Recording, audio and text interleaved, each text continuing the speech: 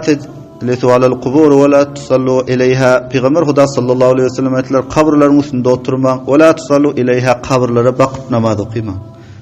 Kabrın üstünde oturmak yaxşı da bulacaktan, kabra içinde kim oluyor?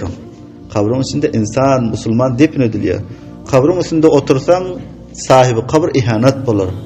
Kabrın içindeki adamı ihanet bolur, harlamak bolur. Şol jahatly kabrın üstünde oturmalıda lekin. Peygamberimiz aytdilar, la tejlisu alal qubur, kabrın üstünde oturma. Şundan iki bir zatı tek edip oturan şekil kabrın üstünde göt koyup oturmaң dediler. Sahibi kabr ihanet bolur. Ve la tusallu ileyha, kabra bakıp namaz okuymaň dediler. Kabra bakıp namaz okuysan musu bara, namaz okuyan bilen insanın fikri zikrin Hudawandy Mutaala garşy bolsa, hemme kabra bakıp namaz okuysan fikrin şol kabrdaki gidasa kıyın bolmaly. Şol jahatly alymda kabr bolsa, kabra bakıp namaz okuymaly eken. Ha, kabr şol jahatly fuqaha-i kiram aýtdylar. Yakrahus salat fil maqabir, kabristanda namaz okuymak mekruh diýipdirler. Kabra bakıp namaz okuymaly. Şeýerde bir zat bilen kabrlar gurşamak barada. Kabrlara çüne bilen, gece bilen ya imaret etmek üstünden gümbed edip hemmesi hurafat, şeriatta subutu yok. Hazret Ali radıyallahu anhu'a Peygamber aleyhisselam bir gün emir verdiler. Ey Ali dediler. Kabr bolsa hemmesini endiganda dediler. Yer bilen beraber et dediler. Yer bilen beraber et. Hazret Ali radıyallahu anh aytdiler, men Resulullah sallallahu aleyhi ve sellem emir etdi maňa dediler. Kabrlara yer bilen beraber etmekle. Yani kabri sünnet tarikası 4 barmak muqtar. 4 barmak muqtar yerden belende koymanı icazat var. Täki kabrlyk bildir yani. Ondan izafa üstüne düýwal gurşamak, gümmez gurşamak, daşyndan bir rakam ketar edip koymak hemmesinin şeriatta asly yok bu zatlar. Emma bunu aýdyp berseň bolsa, bunu aýtjan adamlara Wahhabiyet tapy basýarlar falan Wahhab. Şoňa bir Nurul Enwar'da okuyup ötensiniz. Edilley erba'a diye. Kitabullah, sünnet rasul, icma, kıyas. Şu bir zat dürüst boljak bolsa şoňa kitabullardan, icmadan, kıyasdan, sünnetten delili gerek. Şu zatlara var. Allah Teala'nın kitabından delili yok. Resulullah'ın hadisinden delili yok. İcma ümmetten, kıyas şer'iden. Son haýşat paraslaryň çykaran zaty da. Ha şunçalyk bar, kabrın üstünde hat bitmekle icazat var diýipdir. Näme üçin icma-i ümmet şoňa bar diýipdir. Olamasa bir adam ata-enesiniň kabryny tanýar ýany. Her cümä bir adam ata-enesiniň kabryna ziyaret etse, şol awlat yani ata-enesine ihsan etýän, ýaşylyk etýän aýlanar diýipdir. Her cümä barıp ata-enesiniň hakyna dua edip gaýsa, kabrdakyň hakyna sure Yasin okyp bagş edip gaýsa, ana şo jahatdan hat bitip goýsa bolýar. Oňa ijazat bar. Peygamber aleyhissalatu vesselam bir gün bir sahabanyň kabrynyň gapdalynyň bir daş dikip goýdular. Soň aýtdylar ki men muny öz musulman dogamyň kabryna alamet etýän diýdiler. Kabra nişana etmeklik dürüst şeriatda. Täki kabrlyk belli bolup durur ýany. Her wagt ziyaretine gelen pillasynda tanýar ýany. Bir hat bitdirip goýmak oňa ijazat bar. Mana şu hadisiň ýüzünden Peygamberimiz aýtdy, men öz musulman dogamyň kabryna alamet etýän diýip bir daş diklen ekenler. Daş diklen ekenler. Ondan başga zatlar hemmesi hurafat. Emma merdimi gollan, şeytan şunça merdime kömekleşýär. Medreseden gel seni bir hücre gurşa diýsen ol adamlar yok.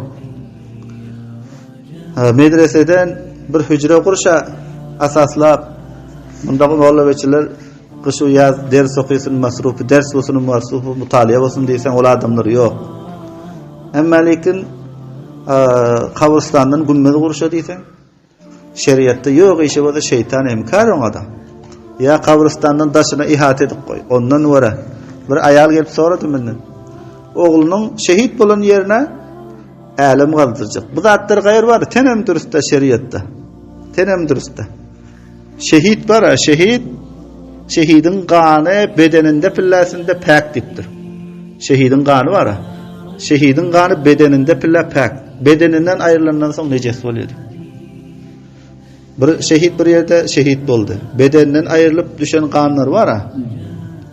Ana ol kanlar soň bedenden ayrılandan soň nejeslikdir. Bedeninde pille pak. Bir adam şehidi götürüp barýar arkasında bolsa, namaz wagty gelse şu halatda namaz okuysun. Kalasında degen bilen namazyny ýygmýar. Bedenden şehidin bedenden ayrılıp ýere gaçandan soň ol nejes bolýardypdyr. Nurly Zahym bir şarhy bar, Tahtawi diýär. Ha şey Tahtawi şunda şigep sarahatan bar. Ondan soň topbaklap onun ganyna kabristan ekidendirler. Alam edip ýollar gysyp goýup otururlar bar. Hemmesi hamakatçylykdan, ahmaklykdan ýollar gysyp. Ýa meselen ýolda gaýsy bir teker edip zady şehit bolanmasady, şoňa älim galdyryp goýarlar törsany. Tayağı kece beyanı edip. Ondan wara iki sanak bir apçık kurşap medrese etip koy, onun üstünde merdim Kur'an okuyorsun, kitap okuyorsun. Merdim da din-u diyanattan düşünce yok. Şeriatta yok zatlar, o da şeytanımızı zinet görkezýär. Şeriatta yok zatlara. Şol jahatda şehitlerin şehit bolan ýerine var, alam etmek buna şeriatta jawazy yok. Emma lekin haýşat paras insanlar din şeriaty öz aklyndan gurşap ýören adamlar bolsa, ya din şeriat aklyndan gurşap ýören mowlalardan, merdimleriň hemme zadyny riwayat tap berjek bolup ýören mowlalar bolýar. O rakam adamdan sorasa, "Hey, bilkul ediber, näme suwaram?" diýip. Kadimden şu zatlar bardy diýip. Kadimden şerapxorlygym bar eken, kadimden şerap içýär ekenler. Halal bolýarmy o? Kadimden barlygy bilen. Burada kadimden gelýän diýen bilen kadimden onda butparastlyk gelýär eken. Müşriklerin Mekke butparastlar eken. Afganistan adamlary säleňden bäri butparast eken, ataşparast eken. Ondan aňyr butparast eken. Ana kadimden gelýär, merdim ataşparast butparastan boluversin. Bu zatlar delil bolmaýar, kadimden gelýär. Delil Kur'an delil. Kur'anda barmy şu? Allah Taala 30 para Kur'an insaniýetiň nejaty üçin indirdi. Şonda barmy?